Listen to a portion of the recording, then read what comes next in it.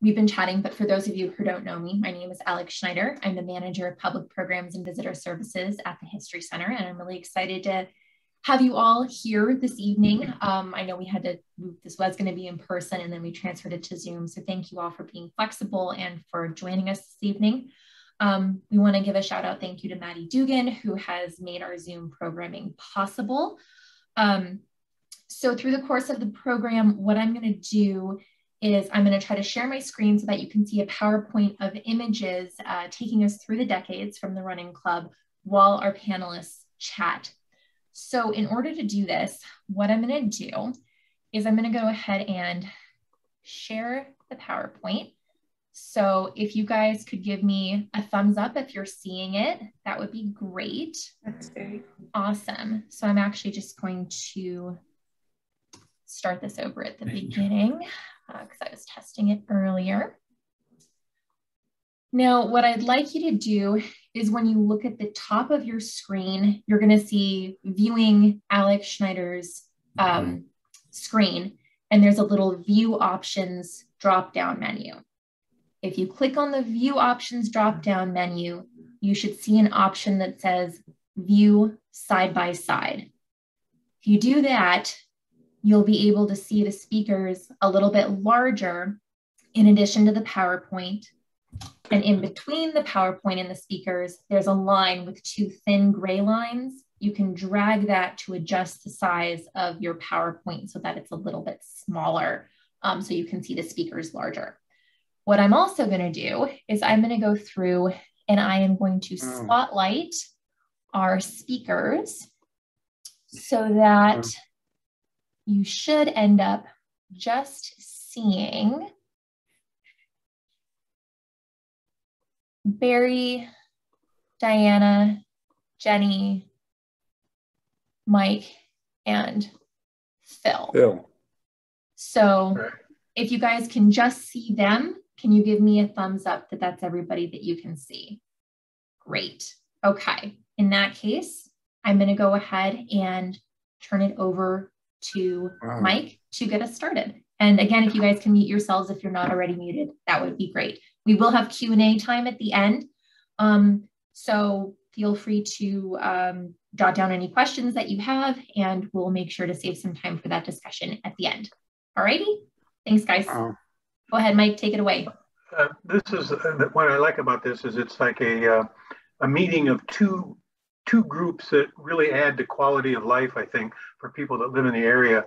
And I'm happy that the History Center got into this too, and they're doing a great job of sort of what I call the undocumented history, perhaps, of the city. And so, in that regard, Rich Cosmerell, who's also a trustee, is a trustee at the History Center, and I were, kind of noodling it up a little bit and lobbying for this because we think that a lot of groups and initiatives kind of go unrecognized, and that's why I'm really glad that this is going to be recorded, and eventually, anytime you want to spin it up, it'll be there for you.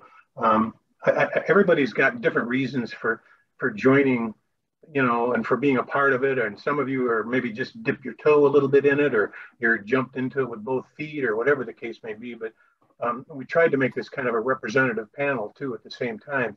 And I'm sure that most of you, practically all of you, know who they are, but Phil, Barry, Jenny, and Diana. But I thought it would really be appropriate to start out with Barry and ask him a little bit about the early, since he founded, he was one of the founders and the main thrust behind the marathon and some of the great institutions. Probably has hosted more parties than anybody in Lake Forest, Lake Bluff combined, I think. And we probably should be giving a hat tip to Karen, his wife, for all of the stuff that she's done to help make this group what it is today. And so Barry, what I'd like to do is just ask if you could give us a little bit about what it was like in the very beginning, 40 years ago, and maybe some of the key people, and what was the, where did all the impetus come from? Well, I did my medical training in Chicago and then moved up to Waukegan to start a practice. and noticed that there were some people running into the streets and I hadn't met them.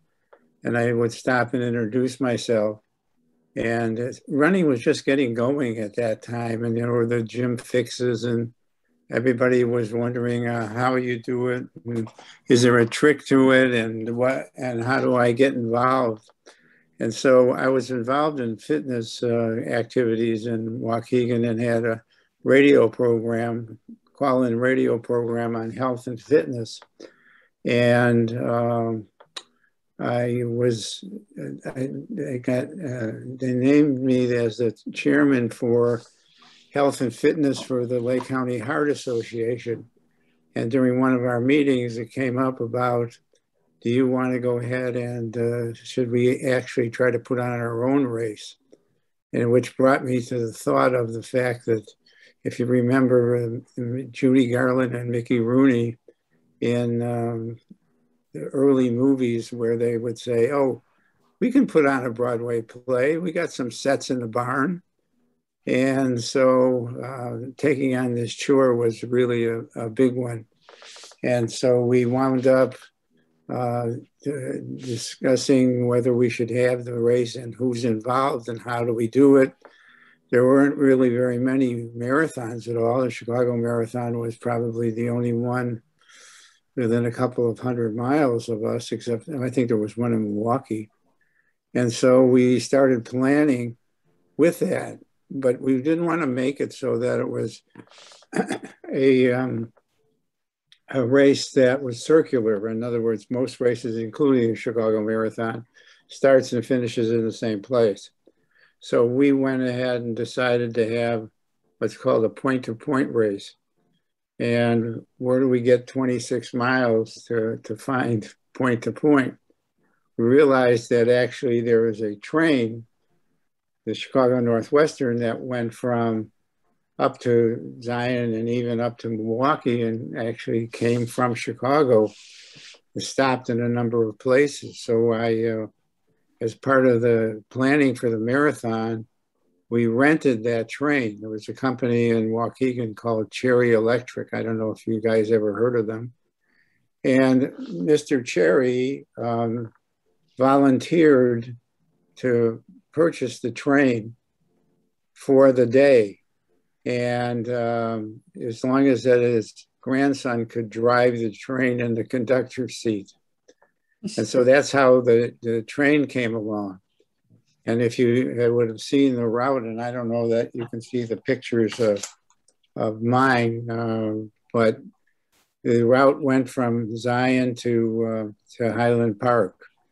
And we, as I say, rented the train, and it would stop in Ravinia, stopped in Lake Bluff, stopped in Waukegan, and it went to Zion, and people got off and ran the whatever distance they wanted to run. We also were cognizant of the fact that people couldn't run that distance but wanted to be involved.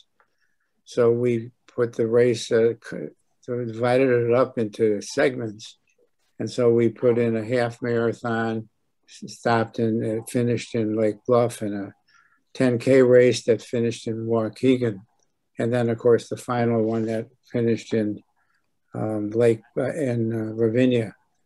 It was really difficult because we needed the okay from each police chief, each fire chief, each mayor of all these cities, including the Navy base and including the Fort Sheridan.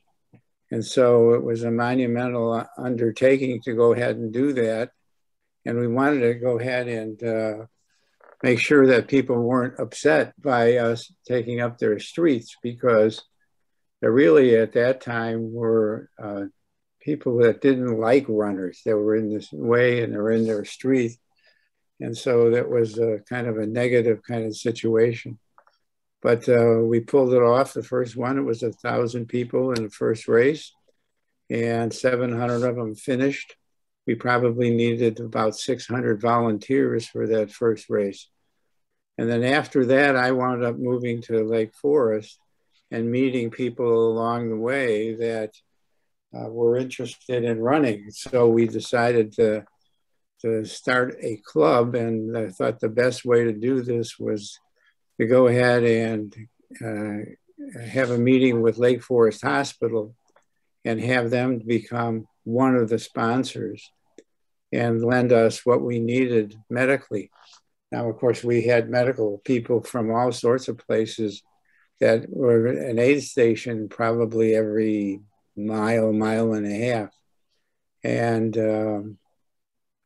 we wound up gaining more and more and more momentum. And we were named, actually, after the first race, we won an award as the best new race in the state of Illinois. So we wound up, I wound up meeting people. Lake Forest Hospital would put on some seminars regarding this. We put ads in the paper looking for people to meet at the first meeting, and decided at that point that we had enough interest for people to go ahead and participate. Does somebody want to go on next and talk about the... Actually, what I thought we'd do is go to Phil. Phil's the current president, and everybody, it's a one-year term, right, to be the president of the running club, and at least 3 of you have been the president, I think. Phil, give us an up-to-date. What is a year right now in the life of the today? I mean, for the running club. I mean, yeah, we are lucky enough that in our 40 years we've always had somebody step in to be president, and I'm thankful and grateful to be that president this year. We are a running club, and that means walking club too. But I think that it's safe to say we are a social club. So throughout the year we have wonderful events that go on and really demonstrate the camaraderie that has grown. And I personally came here 32 years ago, and the running club became my immediate family.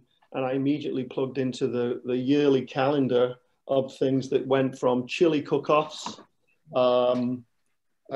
parties at Barry's, as was mentioned, and things of that nature. So we've been very, very lucky with that.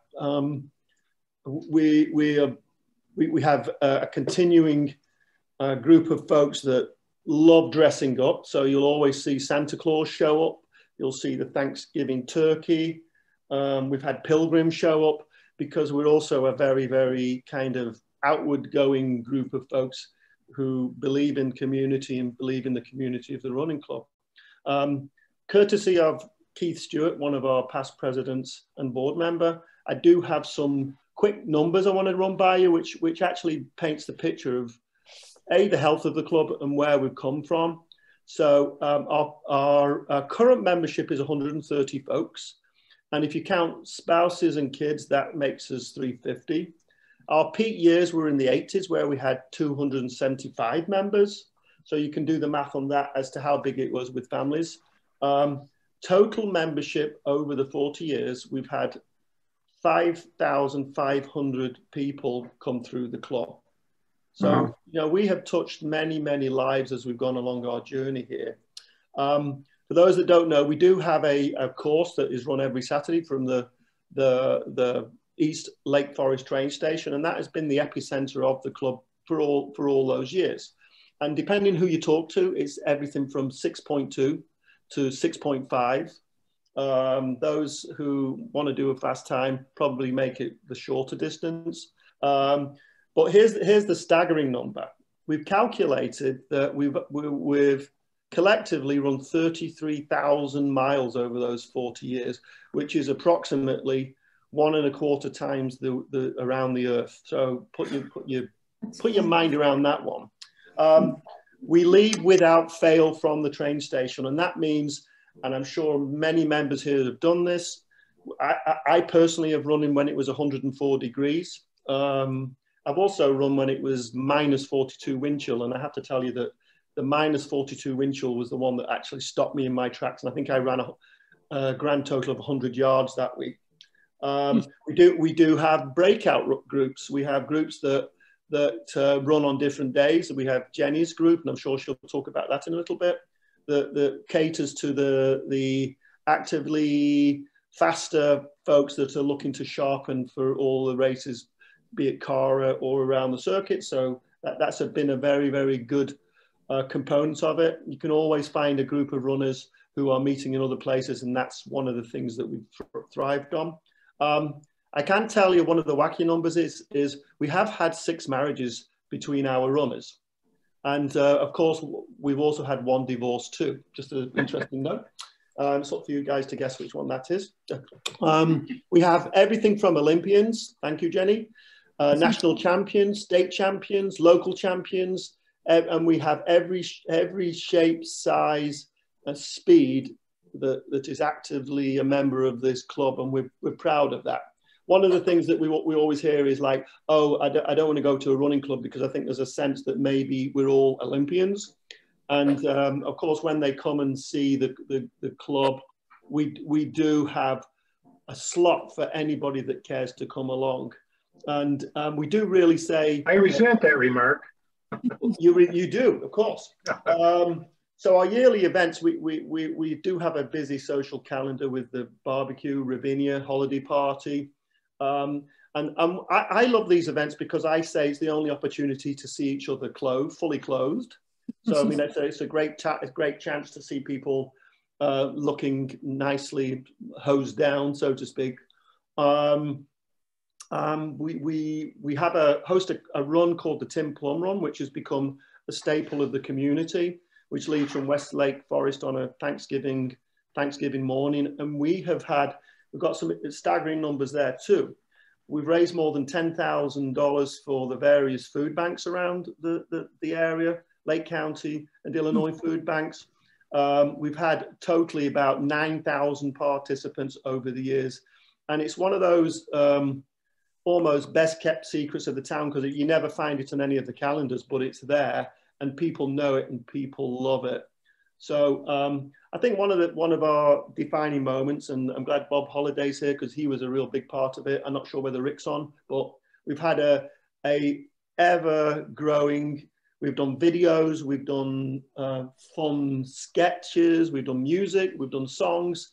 So, and that's part of our Christmas party, which is the end of the year gala that we all come together and celebrate how good the club is. So with that, I hope that gives you a snapshot of what the club is about and a sense of the fun that we have. We really do have fun. Correction, holiday party, please. What, sorry? Holiday party, not Christmas party. I'm sorry, that's my British coming out. Take that.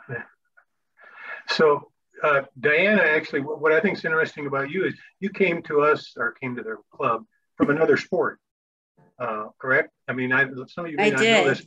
She is a competitive swimmer at Lake Forest College, and you know, a good one. But could you tell us how then the running kind of fit in with that at the same time? Well, it's very interesting. Actually, I had heard about the club because I wanted to start exercising after having children, and knew about Lake Forest Running Club, obviously through the college. So I met Jenny, I believe, through the Libertyville Road and Track Club, which is, I don't think it's there anymore, but she told me about the club, and I kind of thought that too. I thought, oh, I don't know. She's amazing. I can't go there. But I thought, well, it's time to start doing a sport where I have to bear all my weight, not 2/3 of it, because swimming, you know, was kind of, to me, my life. So I thought, well, I better go over there and see if I can hang in there with somebody. And I think Phil really touched on it, that there were so many different speeds and levels and abilities that I met a nice group to run with, and also to bike with, because I really wanted to get into triathlons. That was really my goal. And I knew my weak spot would be running. So all the runners at Lake Forest Running Club were not only runners, some of them were triathletes, as you see in some of the pictures. It's so fun watching these pictures, by the way. But triathletes, cyclists, so many different sports, cross-country skiers, that it made it less painful to become a runner. at least a runner at my level. So, and that allowed me to go on and do marathons and Ironman competitions and all sorts of things. So I'm really grateful, and probably have made my closest friends now through the running club. When you run so many miles together, you learn a lot about each other. We talk about food at the end, or when we start, getting hungry, but which we all love to talk about, I think, but we're there to support each other and each other's lives as well. So it's to me, running and running marathons, especially, it's a metaphor to life. It's how do you get through the tough parts, and you get through by the support of others and digging deep. And, when you're done, you're like, I'll never do that again. And then within a week, you've signed up for another one. So, because it's fun seeing your friends afterwards. And they understand why you can't walk down the stairs the next day, and, all sorts of other things. So it's been a great journey for me. I know my first experience was coming to the club too. I was running marathons. I kept looking for a man, older looking man than me, who was running the same marathon times as I in the Chicago Marathon. His name was Julia Gordon. And I just couldn't find a man who looked 20 years older than me.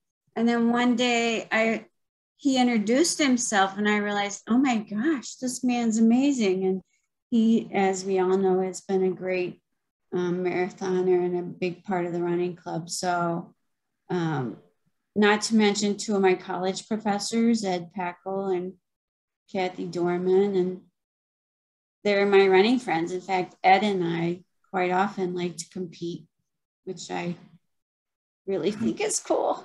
So it's been an all-around great experience for someone who did not like running, to be honest with you, for 18 years of being a swimmer. Nothing bonds quite like running up the bike path with a stiff west northerly wind coming out of the north in the winter, I think, and there's something out there for everybody. And like you say, you get these shared experiences. Jenny, you gotta let me do this first. I gotta read something to you. I was going back into some of the files and everything. And this was a New York Times story, February 11th, 1996. I'm not going to read the whole thing, but I love this. This guy's a great writer. But Columbia, South Carolina, February 10th, 1996. New York Times. When Jenny Spangler drew away from the field at mile 16 of the United States Olympic women's marathon trials, the favorites were unsure how to respond. Spangler wore number 61 on her bib today, which meant that 60 runners had faster qualifying times. Surely she would tire and fade like a pair of old blue jeans. The other contenders knew nothing about her, including her name. Quote, I knew she was either for real or stupid, said Ann Lauk of Glen Gardner, New Jersey, who would finish third. As the race went on, it became more and more obvious it was for real. Just beyond mile 18, when Linda Summers of Oakland, California, overtook Lauk for an eventual second place finish, the two runners looked toward the woman in the lead and asked each other, who is that? Whoever it was, she was charging the hills, pumping her arms rhythmically, looking fresh and steady, her dirty blonde ponytail swishing back and forth like a metronome. I don't know, Lauk said to Summers, but she looks really good. After 26.2 miles, Lauk, formerly Anne-Marie Letko, and Summers were introduced themselves. By that time, the year-old Spangler had crossed the finish line first to win the Olympic trials in 2 hours, 29 minutes, 54 seconds, an impressive time on an unforgiving course of rolling hills. Spangler of Gurnee, Illinois, not only collected the first prize and it was a nice sizable prize, but also delivered one of the most improbable victories in women's marathon running. 13 years ago, Spangler set an American junior record of 2 hours and 33 minutes and 52 seconds in the marathon while at the University of Iowa, then essentially disappeared from the scene. So, I mean, that's the New York Times saying that's one of the greatest feats. And I sometimes I think we spook people a little bit because they think everybody's a great runner in our group. So shame on you, Jenny, for giving us that good reputation among the running world, I think. But anyway, so how did you get involved with it? I mean, obviously your running came before the club, and then the club came afterwards, but how was it that you actually got involved with the running club? A couple of different things. First of all, as most of you know, we used to have monthly meetings at Lake Forest Hospital where we brought in, speakers, of various topics. And so our then president, Chuck Wathen, he had invited me in the late 90s to come speak to the club about my trials win and a little bit about the Olympics. So that was my first introduction to this running club that I had not heard about before. And I was like really impressed with just the members and how just nice everybody was. And it seemed like a really nice social atmosphere. And so that was my first, when I first found out about them. But then our good friends, Mike, Terry and Tina McDonough, they invited Mickey, my husband, Mickey and I to be guests of theirs at the running club one Saturday morning. So we went and I immediately fell in love with the club. I mean, just everything about it. First of all, I loved the course. And just afterwards, we all met at Starbucks and hung out, outside and chatted. And I heard about, there was like runners like, Chuck Wathen, Mike Engelke, who are leaders of the pack, but there was people that were walking, there was bikers. I just really loved just the whole atmosphere of this club. And I thought it was just a really good, healthy thing to belong to. And, I'm forever grateful. Like, Diana has mentioned, some of our best friends are now with the club. My daughter, Kelly, who now runs at the University of Iowa, track and cross country. She was a regular at the club starting in the baby jogger. And she used to hand Cheerios to Laura Kennedy while we were running.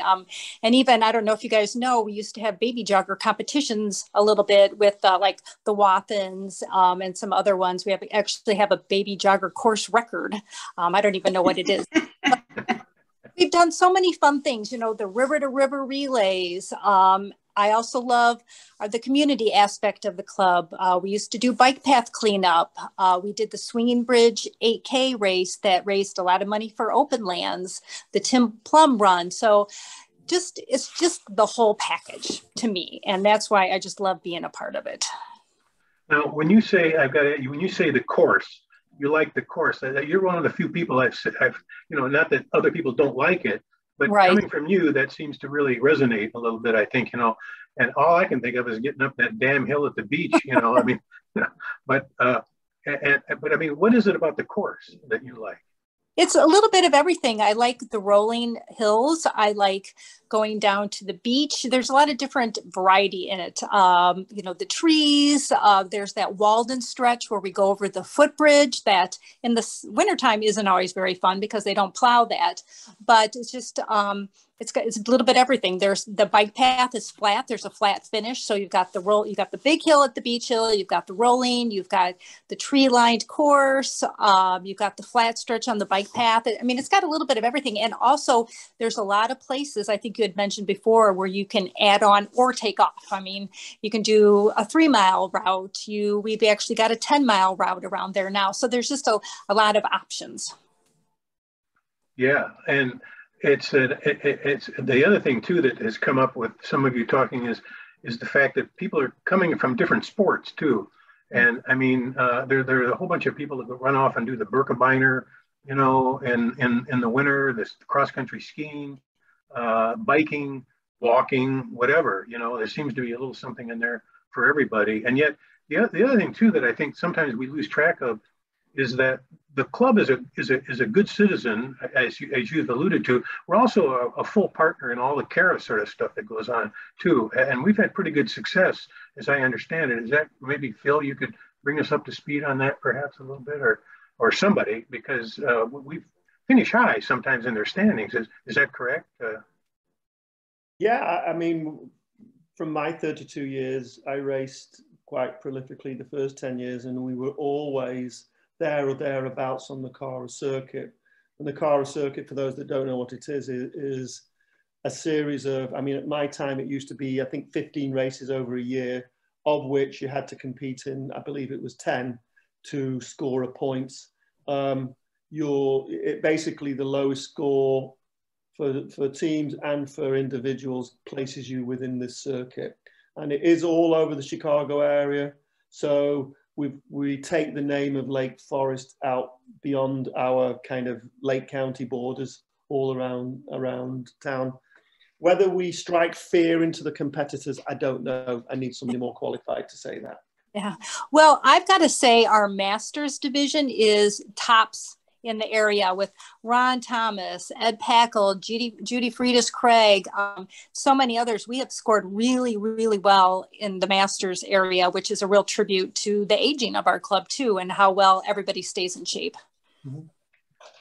Yeah, Ed, I know you're out there somewhere. As I recall, you were the state mile champion for over 60 category or whatever it was. I think, I can't recall, but and there's a lot of people that are out there doing those sorts of things too, and participating in other events like with the river to river, some of those other things too that people go to.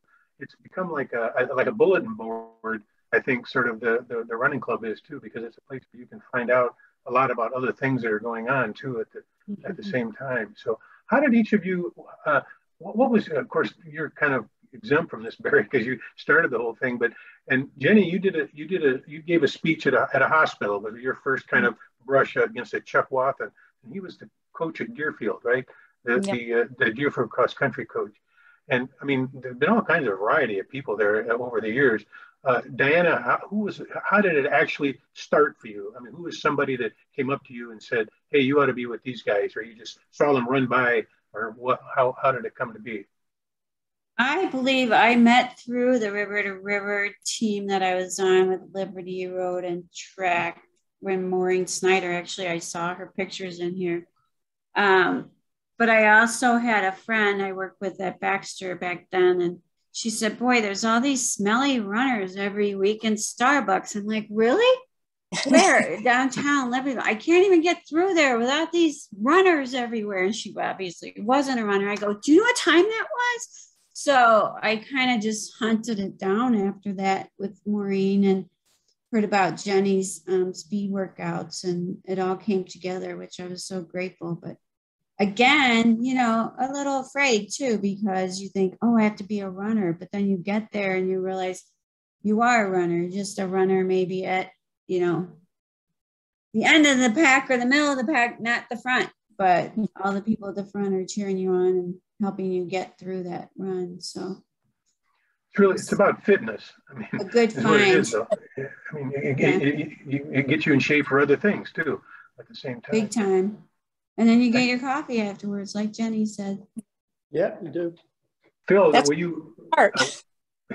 Phil, would you? I think the connections are key too, you know, because you realize you're running with people who are very accomplished in not only running, but in their careers. I mean, just some amazing individuals who have accomplished so much, and yet they're in running shorts and sweating like you know, it's like, wow, get to know some of these people and you feel very honored to be around them. Phil, you were that long in this country, were you, when you started running with the running club? Yeah, well, my history was I'd been a top racer in the UK, getting national titles on cross country and holding national records at certain events. So I arrived in these shores in '88, really, really fit. And it just so happens, club member Bob Welke, I know a lot of you remember Bob Welke. He actually lived in Lake Bluff, and we gravitated towards living in Lake Bluff. And our very, very first weekend, he said, "Oh, you have to go to the Lake Forest Lake Bluff Running Club." So we did indeed do that, and then we never looked back. That's Joy and I came out here, and we felt like we plugged into an instant family. And I enjoyed being at the sharp end. But I think that the thing that I really love is at every stage of my life, as I've got slower, I've got injuries, and you know, we could do a whole section on getting injuries, by the way. The you know, hip replacements, knee replacements, I still show up and I still love it, and I still feel like I'm part of it, and I still have challenges I give myself. So I think, would I have done that on my own? Possibly, but without the help of the running club, I probably at a lesser kind of involved way. If we don't have this as far as I know, but if there was a running club Hall of Fame, think about that for a minute. Who would be several people that you give me? If each of you could maybe give me a couple persons. I mean, the obvious like Chuck Branson, Peggy, perhaps, you know. But and that's fine if everybody wants to use them.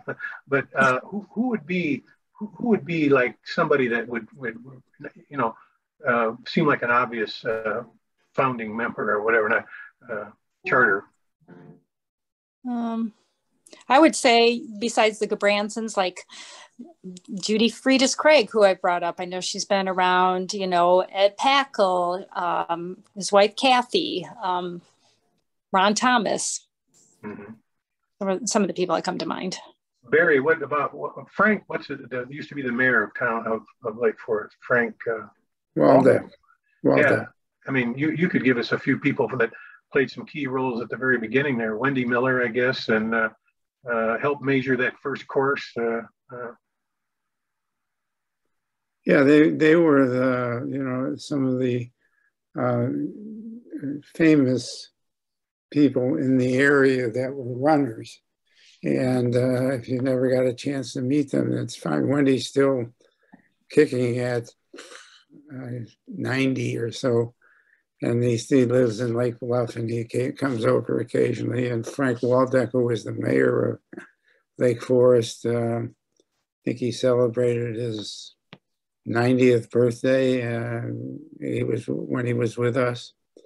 But I can't constantly, as people are talking, I'm constantly glancing over the screen because there are people that have passed away that their memories are really in my mind that I haven't thought about them for years and years and years. But the fact that we've got these pictures of them, you guys maybe have the same sort of feelings. It's just like this picture. And if you didn't know what that was about, it was about the fact that Chuck Branson was a paratrooper in World War II. And he wound up jumping out of an airplane and wound up in Bastogne, which was a big battle. And one of the guys was in the Army that was with us. I'm trying to remember his name. Sam? Maybe some of you might know it, but anyhow, he was able to go ahead and in Chuck's birthday, go ahead and get a World War II Jeep and also clothing from World War II, and set up this photo that just went by us a little bit ago. So, I mean, it's just so many people that have passed on that have been really good friends, and I think that we brought something to their lives, which is great. I think for me, the Hall of Fame question is you'd have to place everybody in it, because everybody plays a role as characters, as runners, as walkers. It's the spirit of the place is just filled with the most amazing people. Diana? I know, I agree there. I mean, I really think if everyone remembers Kim Meyer too, you know, I mean, she had, up until the end, she was still, you know, out there with severe scoliosis, still running and doing all she could. That was a big part of her life. Obviously, Julian Gordon, I think, is up there too. I mean, he's just amazing in so many ways. And Sam Ronberg, who used to show up with watermelons every week. He was great. Yeah. Grady Harris would be my nominee, I think. He was very crucial in the planning of the race. When we moved here, within several days, the neighborhood we were at a little party, and he hammered me right then. I mean, he knew we just moved in about, you know, coming to the running club and everything. And he was quite a spokesman, you know, ambassador too, at the same time. But anyway. Mike, I'll throw in Jim Kenny, who I saw here a little bit ago, and John Woodworth. And Bill Float, I just saw his name come by Jim here. Kenny. Yep. Jim Kenny was a good guy. He's a big supporter of the college as well. Yeah. Well, I think, you know, if someone out there in the audience who I can't see, I don't know if you, but you know, if you've got some questions or some comments or some anecdotes to pass on here, this would be a good place to do it because, you know, it'll be recorded and then it'll go down in history, I guess you could say at the same time. So anyway, Mike, have you gotten back on yet or still muted? Okay. Still unmuting. We have to unmute him still. Yeah. He's doing his Marcel Marceau imitation. And seeing Ron Thomas reminds me, though, too, we've got the newsletter is a very binding thing, too, I think, in the club. We can't discount, there aren't many organizations that maintain, you know, the quality of that we do, not me, but you guys do with Ron and with the newsletter. I think sometimes it gets taken for granted just a little bit, but it's got a lot of good stuff in there. Yeah, I guess I have something to add about Barry. Don't forget add Zook on the newsletter. Yeah, exactly. Right. But for Barry, I wanted to mention, he talked about his race. And when I was executive director at CARA, I spent a lot of time with Carrie Pinkowski. And Carrie specifically said that Barry was very influential to him on helping him structure the Chicago Marathon. So he was very influential in helping Carrie put things together. So Never knew. I want to shout out to Barry because coming from Carrie, that's a pretty big deal. Yeah. Well, it's the only marathon that Oprah ever ran, right? Yes. No, she actually ran the Lake County. Yeah, that's what we were talking what I about. meant. I'm sorry. In case you guys didn't know the story, is that I didn't know that she registered under another name. And I didn't know that she was in the race. A lot of people didn't know. What happened is that she had a limo bring her up from Chicago. And as the race started and went down Sheridan Road, the limo driver let her out and she ran. I have no idea how far and where that went, but everybody started it with, did you see Oprah? No, I didn't know. And Mike Mike's having a seizure up there. Mike, turn on unmute your voice. Oh, I mean, the marathon, the Lake County Marathon produced a lot of good things. And I always remember, too, someone telling me about you standing up to a guy that was going to run the Chicago Marathon, you know, if he won it, he wanted it to be recorded or whatever, that he had won this marathon, but if he didn't do very well, he didn't care. He didn't. But that story was a guy from Israel. And he was running for Team Israel. And he had to go ahead and qualify in a marathon somewhere.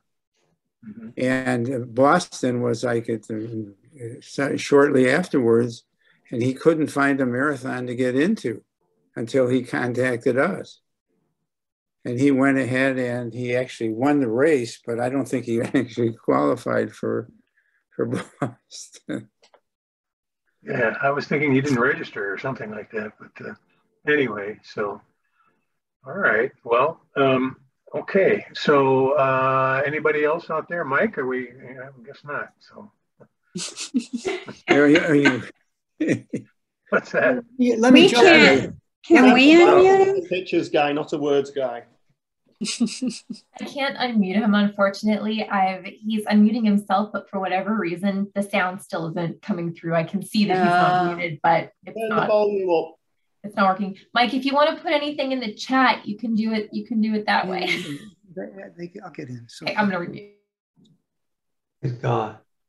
I think we have to add Tim Plum too in there, right? Oh yeah, that's right. Hall of Fame. Right. I mean, the Thanksgiving run, I'll never forget the first time I ran it. I don't think I was in the club yet. And I went up to him, I go, I got a PR. And he looked at me like, okay. Can I see it? Weird. But he was so nice. And I was like, oh, we're coming back to this club. So that Thanksgiving run. That's staple on a lot of people's schedule now too. I think that even if we didn't sponsor it, people would show up and run anyway. I think perhaps is the way that thing is matured at the same time. And is that a 10K course then, as I recall? Both 5 and 10, I believe. Right? Oh, okay. Where's Ron? Who has every single mug is the question I would like to know. Yeah. Probably Marty Rosenthal. Kathleen Ballin, I think. Sorry. Marty Rosenthal does. They also too is that it struck me that the club does a lot of good stuff in the community. I mean, with help with cleanup on the trails and all that kind of stuff. And your Equestrian Connection and all these different organizations that people belong to. Although I know we can't officially adopt them or anything because there's so many of them. But over the years, the club has cast a big footprint, I think, in the community. And which brings me to another thing too. How many people do you think are actually from Lake Forest, Lake Bluff? I mean, people come from a distance for this too, don't they, on Saturday mornings? Yep.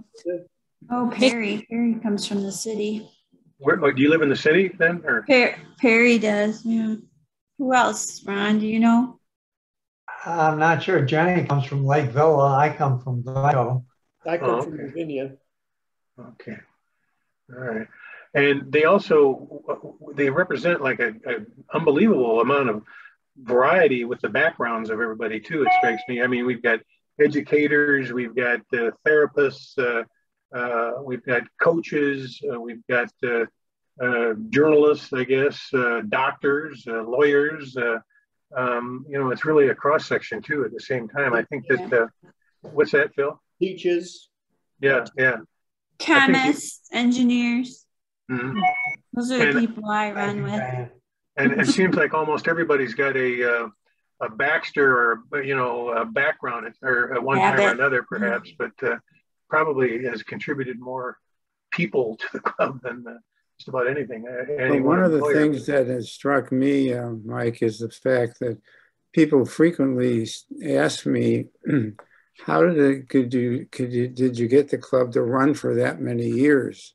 40 years is it's like owning a restaurant where you're in and out of business very quickly." And it's because of the things that everybody has just brought up that makes it, nobody has an agenda, so to speak. There's not usually like a secondary reason that they're running or want to talk to you, or it's just a meld of people, and they get sucked into that whole situation. What other clubs? I mean, I know Evanston has always been. Is there anybody else that comes as has been around as long as the Lake Forest Lake Bluff Club? There was one in Highland Park. Evanston. That's North Shore, right? One that was in Libertyville. Ron Thomas, you know that, right? Ron, you're out there. Can I jump in on that and a couple other things? Sure. So first of all, Evanston Running Club is about 3 or 4 years older. I was actually in that club in the late 70s, and then I moved to Lake Forest. But I wanted to also talk about an amusing story in the CARA Hall of Fame, that's Chicago Runner Association Hall of Fame. In order are Peg Goodbranson, and then there's a woman named Cam Meyer who passed away a few years ago. And the story I want to tell about her is she was afraid she would lose her job if people knew that she was running. So she changed her name to Flabby Jackson. Oh, that's right. Really? So you ran as Flabby Jackson. And then I should also point out that Ron Thomas and I are also in the Chicago Area Runners Hall of Fame. So there are 4 of us, and I hope there will be some more. But you got to run a whole lot of races in a whole lot of years. That's the challenge. What employer wouldn't want your employee running? I don't know what her story was, but she was just totally freaked about people finding out that she was, running like that. So Ron, you've been in the club for a long time, correct? Well, I've only been in for a little over 20 years, so I'm kind of a newcomer. Newbie. I've gotten pretty entrenched in it and got involved in a lot of things, maybe too many things. Still running the treasury and stuff like that. So. Bob used to provide the music at the annual holiday party, so we'll forget that. But anyway, you still are around, right? Is that correct? Or Good question. oh, muted. Unmute. Yeah, that's a good question. Around a little bit, but we've sold our house in Lake Bluff, and we're deciding where we want to settle, and so we're sort of trying out different places for 6 months or so at a time. So, but we get back fairly regularly, and try to at least get to the Thursday college runs. Oftentimes we're heading back. We're right now in St. Louis. We're heading back to St. Louis usually on the weekends, but I look forward to getting back there some Saturday morning and seeing everybody again. Every Saturday, never missed, right? And that's right. Every Saturday, I can remember some blizzards going through those, but anyway, so, all right, well, anybody else want to contribute something? Now's your chance, but I guess we've had our session. Thank you for everybody for showing up and for participating, and see you Saturday. Yay. Thank you, Barry, for your... Look in your mailbox for the newsletter. It's on its way, right, RT? On its way. It's a long one, too. A very long one. Oh, hi, Bill. Hey, thank you so much, you guys. This is really great. Fun to see everyone. Good job organizing, Alex. Fully clothed. Thanks very much. Clothed. Mike, it does make a difference. If people look at you and you say, I didn't recognize you dressed this way with these clothes on, people look at you. But when you go to these formal events or events, business type events, it's fun to see them not sweaty and I didn't know you were that tall with clothes on, you know. Yeah. I really enjoy seeing Ed Packle with his makeup on, for instance. It's very, you know, I can't believe how much hair he had in some of those pictures. Can you? I mean, in a beard. Yeah. Yeah, it was cool. Yeah, the pictures were cool. And Lisa, you're out there too, right? You're one of those that met your spouse in the running club. Is that correct? Me? Yeah. Yeah, I did. Where is he? Is he there? Wait, he's right here. Oh, okay. Say hi, Jack. No, I'm not here. I'm not Phil, here. you said there's at least 5 or 6 marriages that have come out of the running club. Yeah, wow. At least 5 or 6 marriages and a few divorces. Yeah. Well, we won't get into that, but so. I know our another stat, our River to River team with Jack and who else is on there? It's just Dave's there. And that's it. We had 17 surgeries in the van. Keith Stewart, we counted up our surgeries. That was kind of interesting. And still going strong. Yeah. Well, our wedding got in the newspaper. That was special. We knew somebody that wrote something up for us. Right, Mike? What's that? Oh, that the 20 years of the marathon, I think it was, or whatever. But, yeah, it was a great article. No, appreciate that. So anyway, but it didn't make me any faster. I can tell you that. But we do what we can do. Anyway, but so anyway, all right. Well, all right, Mike. Nice job of moderating. Thank you. Thank you, Mike. Thanks, Alex. Alex, I think you're guys. Alex, if you can hear me. Always. I imagine we're going to be inundated with new runners next Saturday. I hope so.